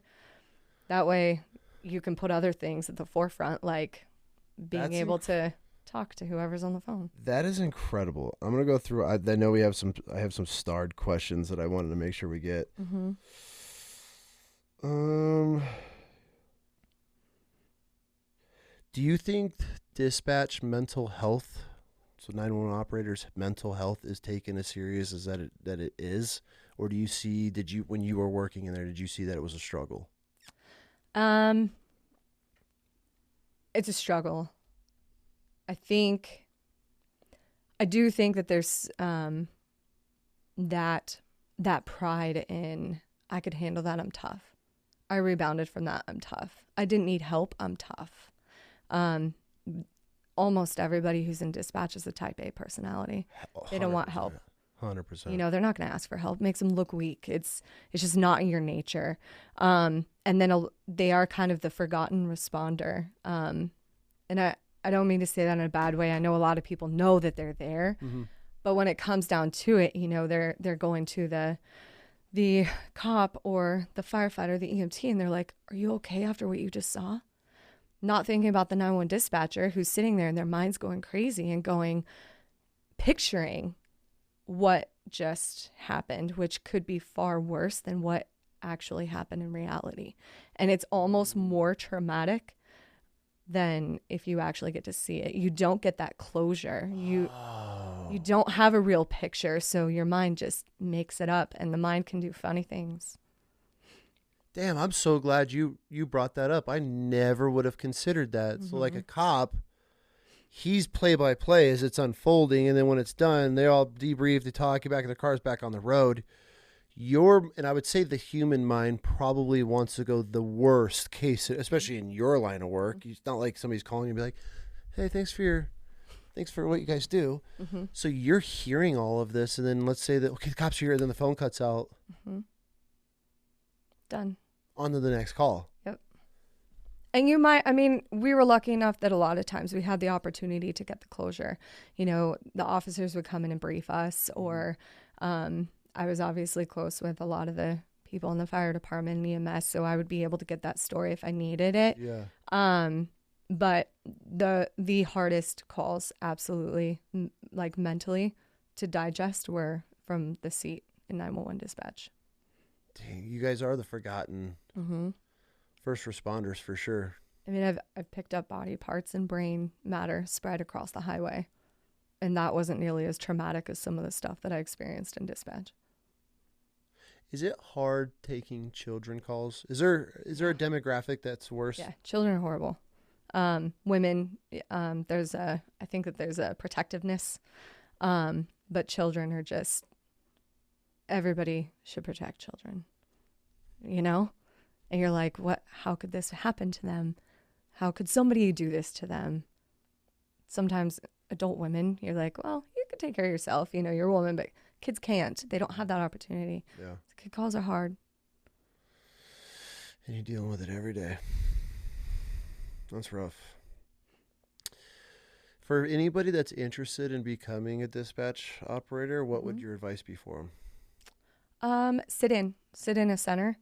Do a little bit of research before, figure out what you want to know, and ask them that. I would say because it's the percentage of people that are probably cut for that position are not very high. I'm sure the cyclic rate is a lot. Yeah, and I don't know if everybody knows what they're getting into when they go into dispatch. The more, if they allow more than one, like sit-alongs, if you will, I would suggest it. Try to be there when shit hits the fan, because that's when you're going to know, like, it's the difference between, I want to do that, like, I'm going to be good at that, versus, not for me. I can't handle that many phone calls, you know, and it'll really tell you which direction you want to go in. There's other ways that you can help if you decide, like, I don't want that stress, because it is stressful. It's very stressful. You can't minimize that. If you could do it all over again, would you have stuck EMT firefighter, or would you go 911 again? 911. You loved it 100%. that much, huh? Why didn't you pursue it afterward? After you 100%. Left there, you didn't take some time off and try to get back in somewhere else? I learned that sleeping at night was great. Oh, okay. It was really nice no longer being under the microscope. I could do whatever I want, you know. I could work on Monday through Friday, and I knew I had Saturday, Sunday off. I didn't have to have my phone just in case somebody called in sick and I needed to go work a grave shift. I kind of felt a level of freedom once I stopped. I've thought about it. Even my current job, the skill set that I have transfers into what I do right now perfectly. I worked for a company that they treat me well. I can be flexible with my schedule if needed. If I want to take the day off today to go snowmobiling, all I have to do is tell my boss, hey, snow's good, I'm out. And it's still, nobody's dying. Yeah. I know that I don't have any other chances of accumulating any more mental trauma that I'll have to carry with me for the rest of my life. And there is some relief in that. I talked to, obviously, me being a vet, I talked to a lot of vets and some pretty tough dudes that try to, like, play it off, and cops, and I don't care who you are. Eventually, it works itself in. and you hide it for so long and you've suppressed it for so long, then you don't realize when it's catching up. And by the time it does, it's usually too late. And I feel like you got out probably at a perfect time. It's hard to see it coming. For sure. It really is. You're so dedicated and I'm helping. And then it almost turns toxic. It turns sour. You just, but you get so wrapped up in the title and the position of the job, and you don't want to let the pride. You don't want to let it go. I'm a cop. Oh, I'm fine. And then before you know it, I mean, you're not. People depend on you. I mean, when I quit, I had so many officers reach out to me and they're like, go back in there right now and you get your job back. They were like, we can't lose you. You're one of the best. Damn. We don't want you to not be there anymore. Like, it was nice to hear. Mm-hmm. I appreciated it for sure. Mm-hmm. So. But you should never be punished for standing up. No. That's something that has to change in this country. I agree. Talk to a lot of cop wives and cops, and there's like, how do you say something? Because the second you're like, yo, I'm struggling, now there's a mark on you. There's a mark, because then if something happens and that gets out, the department knew you were struggling at one point. Maybe you shot somebody, tased a kid, whatever it may be. Mm-hmm. Now you're labeled. You got a scarlet letter on your back, and so you can't. And then they're like, oh, well, it's the brotherhood. Stand up and talk about your problems. But the second you do, you're crucified over it. So you're damned if you do, damned if you don't. And once you're out, it's almost like they all turn their back on you. You might have a couple loyal few, but I hear that every single time. Like, you're out of the club. Yeah. Can't sit with us anymore. Yep. You're not wearing pink and it's Wednesday. Mm-hmm. I hear that a lot, which is really sad. Like, the military community, I have buddies, and the wife, she's fast. Like, I won't see a dude for 10 years and we pick right up on that last foot we stepped off on. And there's that brotherhood that'll never die. And then you would like to think that's the same thing with like law enforcement, first responders. But almost every guy I talk to, when they get out, like, they're just like, dude, I was abandoned immediately. Yep. Gone. They have no use for you anymore. Like, it's kind of what it feels like. You're just thrown out. I will tell you, if the fire department was not the same, I still run into the guys that I was on the fire department with, and it's, picks up right where it left off. That's a different breed. Mm-hmm. Sure is. It's a different connection. Yeah. I feel like there's a lot of what's the word I'm looking for? Competition. I feel like in law enforcement. They're trying to get that next stripe. Be better than the next guy, or get recognized, or, in dispatch, it was, I want to be the best radio. I want to be the most liked radio person. I want to be able to handle this call better. And it's all competition, I feel like. And I think that's why when you're out, people are like, see ya. Yeah. We're done here. This is kind of an off-topic question, but you brought it up a little while ago, and I don't know why it triggered something in my brain to ask this. As a dispatch operator, you're dealing with highway patrol and you're dealing with city cops. Mm-hmm. Who are the better cops? Ooh. I will say the troopers that were in our territory had better radio etiquette. Okay. I will say that. As far as better cops, man, I think that there were like solid A-team across the board. Okay, that's good. Good. You've got your good ones, you've got your decent ones, then you've got your ones that are like, I get to retire in 30 days, don't call me. The counters. Yeah. I'm trying to ride this out. Don't send me. They come into dispatch and they're like, I'm not available. Oh, does that happen? That's like, I'm going to go run traffic, but do not send me on shit. Have you ever, that was a question. Have you ever sent cops on a call and they were just like, absolutely not? No, they always respond. They have to? Yep. Okay, that was a question that. Yeah, no, our guys were great. They were fabulous. Good. Sometimes they would get there, we'd have the ones that they'd get there and then they wouldn't let us know that they were okay. And that got a little stressful because you can't get complacent either. You can't be like, oh, it's okay. They just never respond on the radio. Because what if that's the time something bad happens? Yeah, for sure. So I would get pissed off at them and I'd be like, you have got to communicate with me and let me know you're okay. But no, they always responded. That's good. I mean, you want to hear that. But that was a fan question of like, have you ever dispatched anybody? They're like, yeah, no. I will will say we're lucky. I mean, we're a small town. We had the resources for the most part. You know, it's not like a city where they're spread so thin. Yeah. And they literally can't, and they have to pick and choose. Okay. So it's a little bit different. That helps. Yeah. Let's see. Okay, here's some ridiculous ones. How often do people call 911 for things that absolutely should not be a 911 call? A fair amount. They'll call because their car broke down, or their keys are locked inside their car and they need a lockout, you know. Smoke detector calls, beeping? Yep, that does happen. I've heard firefighters say that that's one of the most common calls that they get is Absolutely. Is smoke detector calls. Yeah. Yeah, there's a fair amount. I think we covered a lot of these. I think so. Yes. What a fascinating career that you chose. I mean, I'm so glad we had this conversation because nobody ever thinks about the dispatch. You guys are literally the forgotten first responders. Did that ever weigh on you guys? Did you guys ever talk about that? Like, you get 0 credits, always cops, life PD, Reno. Everything's built off of cop and firefighters, but nobody talks about the heart of the law enforcement community, which is dispatch. Did that ever affect you? Absolutely. Oh, really? Absolutely.